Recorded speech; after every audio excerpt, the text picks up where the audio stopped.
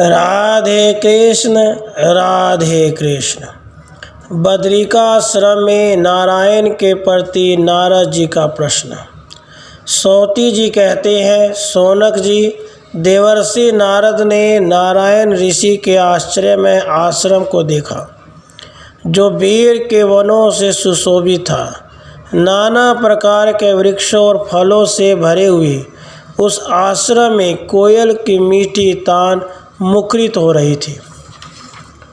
बड़े बड़े सर्पों, सिंहों और व्याघ्र समुदायों से घिरे होने पर भी उस आश्रम में ऋषि राज नारायण के प्रभाव से हिंसा और भय का कहीं नाम नहीं था।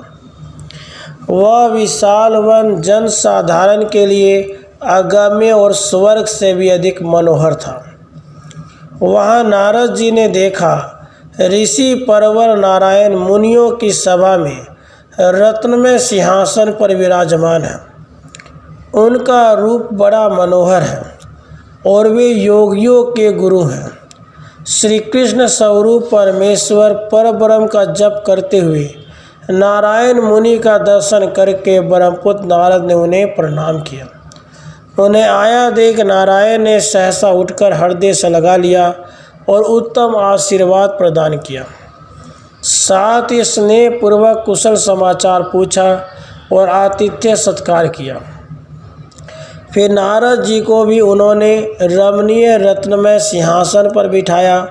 उस रमणीय आसन पर बैठकर नारद जी ने रास्ते की थकावट दूर की और उन ऋषि श्रेष्ठ सनातन भगवान नारायण से, साथ ही उन सब परम दुर्लभ मुनियों से भी पूछा, जो पिता के स्थान में वेदाध्ययन करके वहाँ विराजमान थे।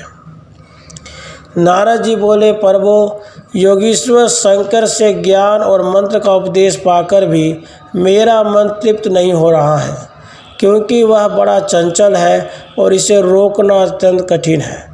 मेरे मन में प्रभु की कुछ ऐसी प्रेरणा हुई जिससे मैंने आपके चरणारविंदों का दर्शन किया। इस समय मैं आपसे कुछ विशेष ज्ञान प्राप्त करना चाहता हूँ, जिसमें श्री कृष्ण के गुणों का वर्णन हो, जो कि जन्म मृत्यु और जरा का नाश करने वाला है।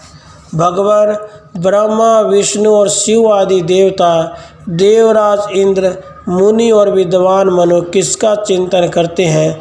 सृष्टि का प्रादुर्भाव किससे होता है अथवा उसका लय कहाँ होता है? समस्त कारणों के भी कारण रूप सर्वेश्वर विष्णु कौन है? जगतपति, उन ईश्वर का रूप अथवा कर्म क्या है? इन सब बातों पर मन ही मन विचार करके आप बताने की कृपा करें। नारद जी का यह वचन सुनकर भगवान नारायण ऋषि हंसे। फिर उन्होंने त्रिभुवन पावनी पुण्य कथा को कहना आरंभ किया। राधे कृष्ण, राधे कृष्ण।